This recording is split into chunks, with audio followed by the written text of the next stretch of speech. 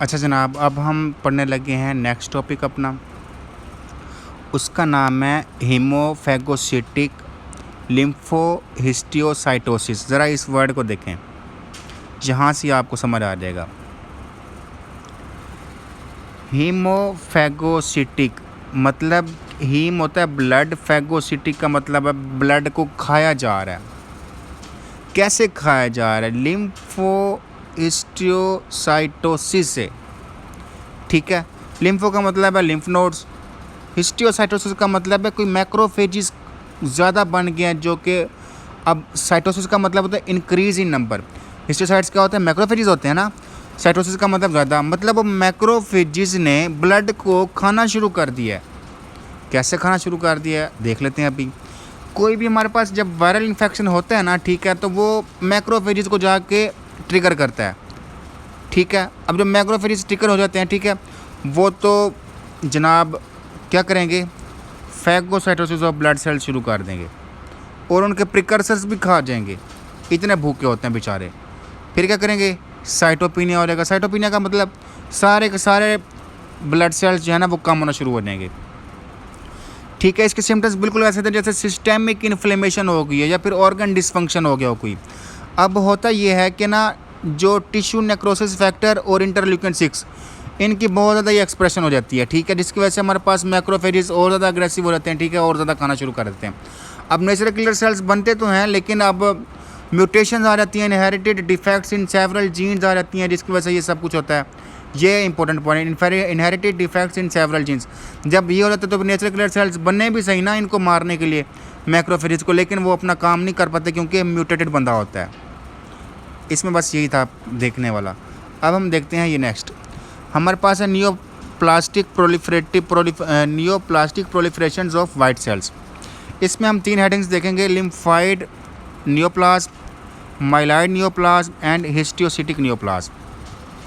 Lymphoid neoplasm जो होता है ना उसमें 3 चीज़ें आती हैं। ठीक है, 3 चीज़ों में क्या आती हैं? ल्यूकीमिया आता है पहला, दूसरा लिम्फोमा, तीसरा प्लाज्मा सेल ट्यूमर्स। अब जो ल्यूकीमिया हो सकता है वो हमारे पास ब्लड में हो सकता है या फिर बोन मैरो की डिफेक्ट की वजह से हो सकता है। ठीक है, और हमारे पास लिम्फोमा कौन सा होता है? हॉजकिंस एंड नॉन हॉजकिंस लिम्फोमा हो सकता है। प्लाज्मा सेल का ट्यूमर होगा तो हमारे पास एबनॉर्मल सी एंटीबॉडीज बनना शुरू हो जाएंगे, सीधी सीधी बात। अब लिम्फाइड नियोप्लाज्म जो होता है ना, अब यहाँ पर लिखा हुआ देखो, बोन एंड ब्लड अफेक्टेड हो रहा है ना ल्यूकीमिया में।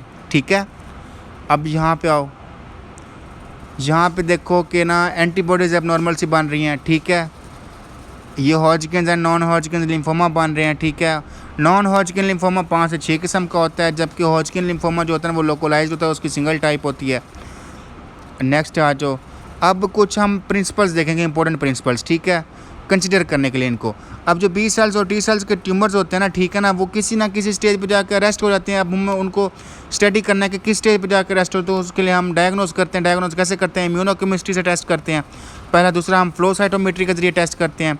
तीसरा हम मार्कर्स ऑफ मैच्योरिटी डाल के चेक कर सकते हैं। मार्कर्स ऑफ मैच्योरिटी क्या हो सकते हैं? वो हमारे पास क्या हो सकती है? एंटीबॉडी हो सकती है। ठीक है, अब हमारे पास यहाँ पे एक वर्ड लिखा हुआ है immunoglobulin class switching. Immunoglobulin class switching का मतलब यह है कि एक एंटीबॉडी दूसरी एंटीबॉडी में कन्वर्ट हो, जैसे IgM कन्वर्ट हो जाती है IgG में। ठीक है, IgG कन्वर्ट हो सकती है IgE में। ठीक है, और ये सब सारा कुछ कहाँ पे होता है? जर्मिनल सेंटर में जाके होता है। ठीक है, अब हम नेक्स्ट आते हैं कि जेनेटिक्स। जेनेटिक्स पे पहले बात यह है कि कैरियोटाइपिक एबनॉर्मेलिटी क्या होती है। कैरियोटाइपिक एबनॉर्मेलिटी ये चीज़ होती है कि genetic setup is accurately fine, लेकिन डिफेक्ट कहाँ आता है? डिफेक्ट ये होता है कि ट्रांसलेशन में जाकर डिफेक्ट आता है। लाइक एक बंदा है, उसकी 6 उंगलियाँ हैं, उसका जेनेटिक सेटअप बिल्कुल ठीक है, लेकिन जब उसकी ट्रांसलेशन हुई है तो उसकी प्रोटीन एडिशनल बनी और 6ठी उंगली बन गई उसके साथ। ये हमारे पास होता है कैरियोटाइपिक एबनॉर्मेलिटी। ट्रांसलोकेशन क्या होती है कि एक जीन से दूसरी जीन में शिफ्टिंग हो गई है। ठीक है, ये शिफ्टिंग वाले काम मैं आपको आगे बताऊंगा कि किन किन लिम्फोमा में होता है। ठीक है, यहाँ पे पढ़ना इतना कोई फ़ायदा मंद नहीं है। इम्यूनोफिनोटाइप क्या होती है? इम्यूनोफिनोटाइप ये होती है कि हमारे पास एज मैंशन कहता है इम्यूनोफिनोटाइपिंग इज़ वेरी यूज़फुल इन सब टाइपिंग। ठीक है, ये हमारे पास ना डिफरेंट लिम्फोमा को ना डिफ्रेंशिएट करने के लिए ना बहुत इंपॉर्टेंट होता है। ठीक है, अब यहाँ पर इसने कुछ खास नहीं लिखा हुआ, जब आगे मैं इसको दिखाऊंगा तो पता चलेगा। क्लिनिकल फीचर्स में हम देखें तो इसमें depression of bone marrow function हो जाता है। ठीक है, mass effect caused by neoplastic infiltration, central nervous system की मैनिफेस्टेशन भी आ सकती हैं, ठीक है। अब यहाँ पर जो काम की बात के ऊपर,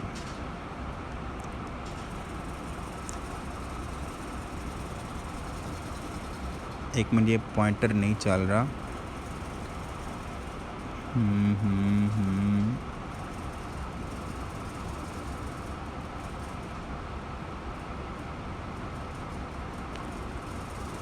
यहाँ पे आते हैं हम।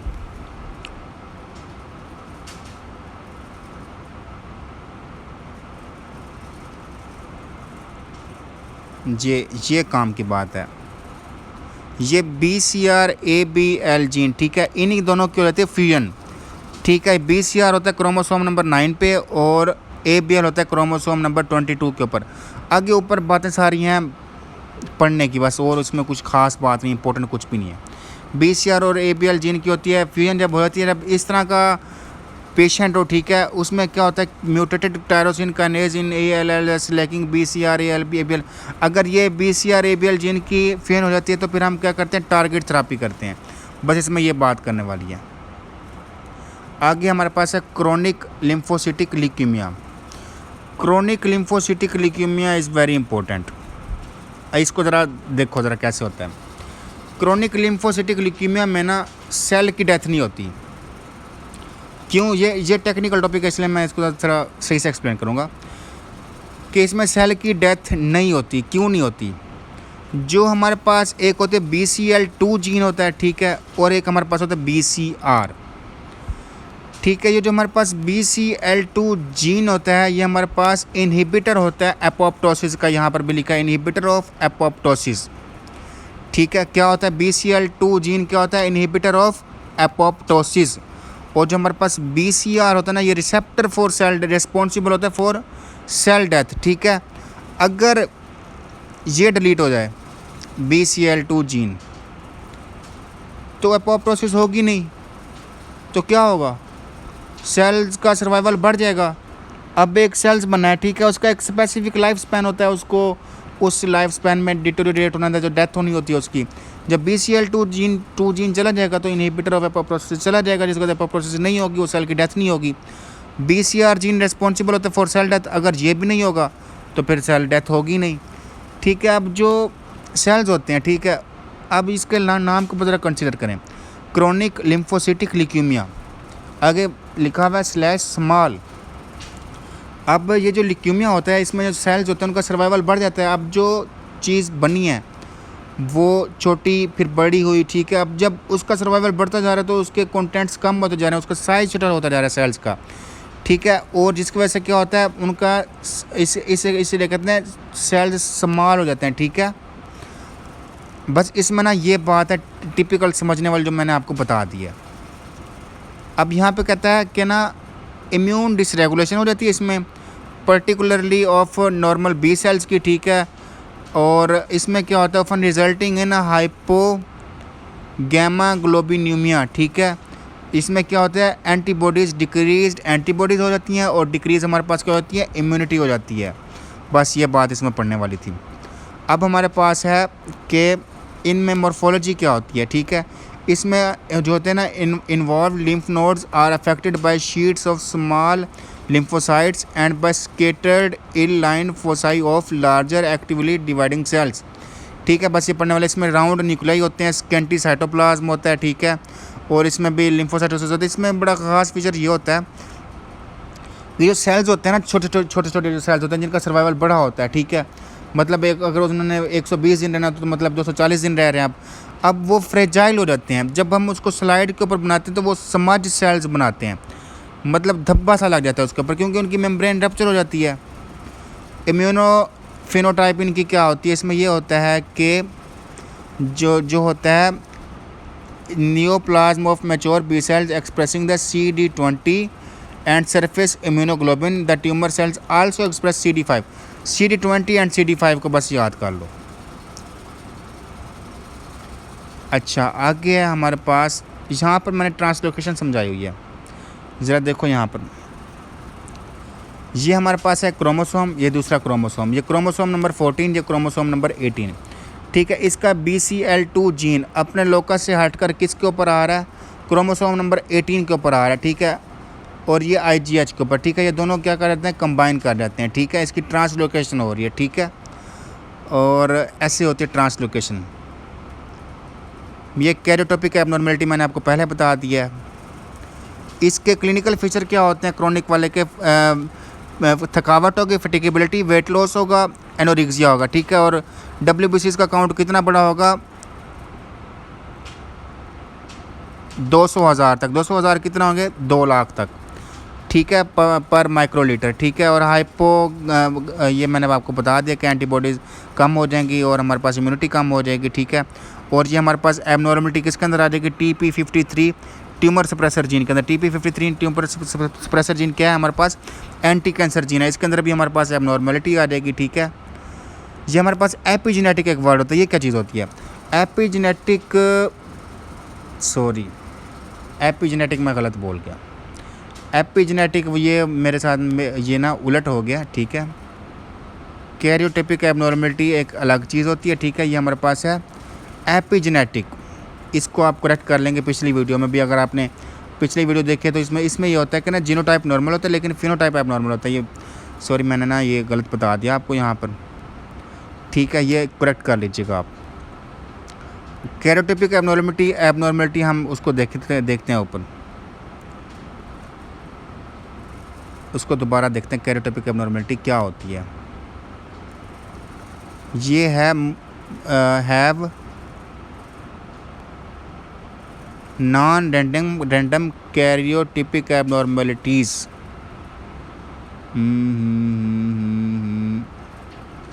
कैरियोटाइपिक एबनॉर्मलिटी ये होती है कि इसमें ना फ्यूजन हो जाती है जीन्स की।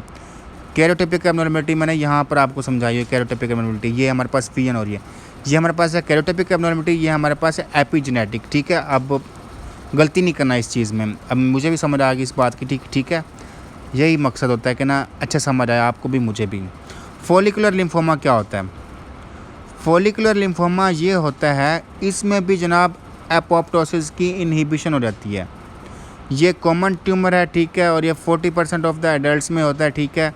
और ये हमारे पास क्या होता है, होता कैसे है, क्या चीज़ होता है, ठीक है। इसमें ये होता है greater than 85% of the follicular lymphomas have a characteristic 14:18 translocation. अब ये क्या चीज़ होती है, अब 14:18 वाले ट्रांसलोकेशन वाली वो मैंने बात आपको यहाँ पर समझाई हुई है, 14:18 वाली, ये हमारे पास फॉलिकुलर लिम्फोमा की बात है यहाँ पर, ठीक है। BCL2 14 से कहाँ पे शिफ्ट होता है, IGH के ऊपर ना शिफ्ट हो जाता है, ठीक है।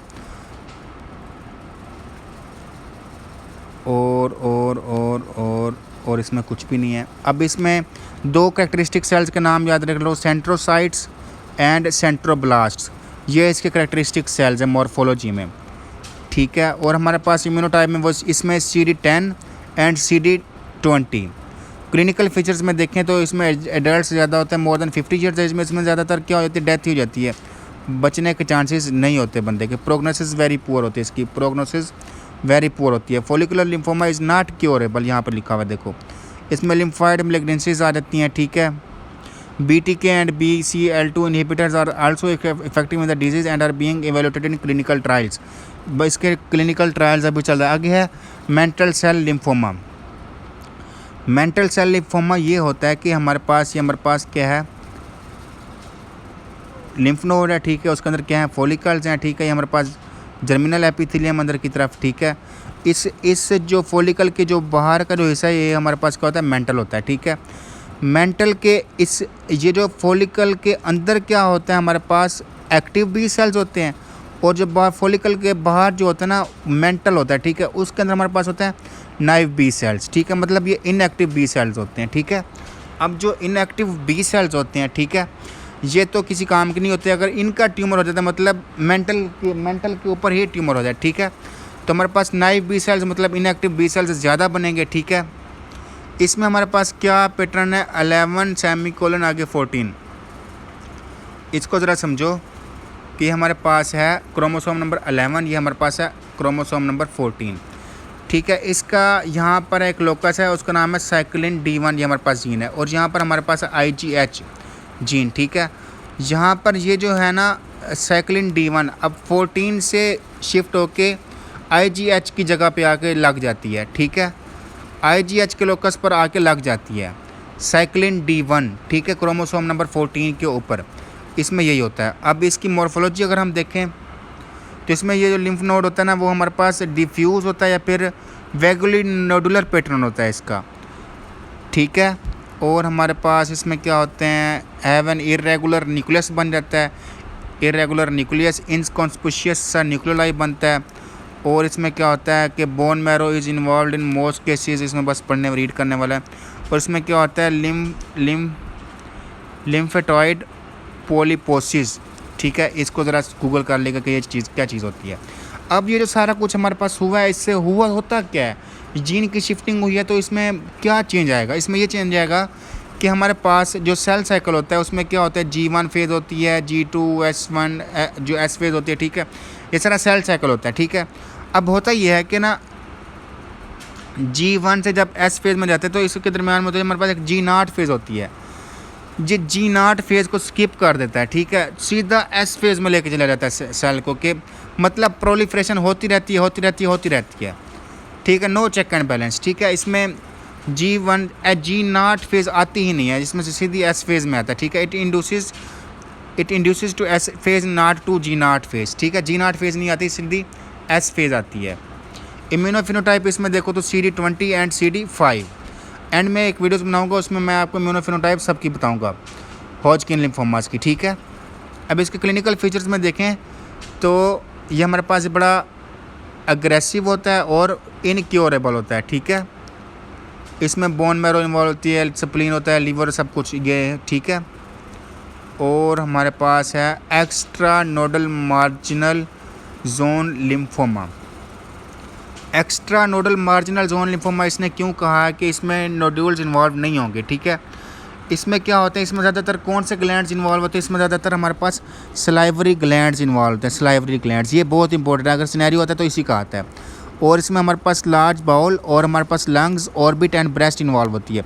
इसमें होता ये है कि जो मार्जिनल जोन पे जो लिम्फोमा बनता है ना, वो हमारे पास एक कैंसर की एग्जांपल होती है, that rises and is sustained by chronic inflammation होती है। अब ये हमारे पास क्या है, हमारे पास स्टोमक है, ठीक है। इसमें हमारे पास H pylori का इन्फेक्शन हुआ है, ठीक है। इसके मार्जिन के ऊपर क्या एक्स्ट्रा, इसके जो ऊपर नोडुल्स है वो नोडुल बनेगा, उसके मार्जिन के ऊपर क्या बनेगा, लिम्फोमा बनेगा, ठीक है। किस चीज़ का लिम्फोमा बनेगा, B cells and T cells का लिम्फोमा बनेगा। इसमें कौन कौन सी डिजीज़ हैं, जोजन सिंड्रोम में हाशिमोटोस डिजीज़ होगा, ठीक है। H pylori का इन्फेक्शन होगा, ठीक है। और जब B सेल्स का लिम्फोमा बन जाता है इनके ऊपर, ठीक है, फिर वो पॉलीक्लोनल इम्यून रिस्पॉन्स बनेगा, मतलब मल्टीपल एंटीबॉडीज़ बनना शुरू हो जाएंगी, ठीक है। अगर ये जो हमारे पास जो T सेल्स होते हैं ना, हेल्पर T सेल्स, वो ट्रिगर करते हैं B सेल्स को कि इस तरह की एंटीबॉडीज़ बनाओ, ठीक है। अगर एक डायरेक्शन दे दें T सेल्स उस लिम्फोमा को, B सेल्स के लिम्फोमा को, कि भाई इस तरह की एंटीबॉडीज़, तो फिर वो मल्टीपल एंटीबॉडीज़ जो बन रही हैं वो हमारे पास मोनोक्लोनल एंटीबॉडीज़ में शिफ्ट हो जाती है, ये मोनोक्लोनल एंटीबॉडीज़, ठीक है। आगे हम चलते हैं मॉर्फोलॉजी में। देखो इसकी क्या होती है, लिम्फो एपिथेलियल लीजन्स बनते हैं, लिम्फो एपिथेलियल लीजन्स, ये हमारे पास काम का वर्ड है, ठीक है। इसमें कहते हैं एपिथेलियम के अंदर ही इन्फिल्ट्रेट हो जाते हैं और इन्वॉल्व टिश्यूज़ इन्वॉल्व हो जाते हैं। और हमारे पास इम्यूनोफिनोटाइप इसकी देखें तो हमारे पास ये CD20 है, ठीक है। क्लिनिकल फीचर्स में हम देखें तो इसमें सलाइवरी ग्लैंड इन्वॉल्व होंगे, H pylori इन्वॉल्व होगा, हाशिमोटोस डिजीज़ और ये सब कुछ इन्वॉल्व होगा, ठीक है। अब बाकी का हम नेक्स्ट करें, बाद में करेंगे।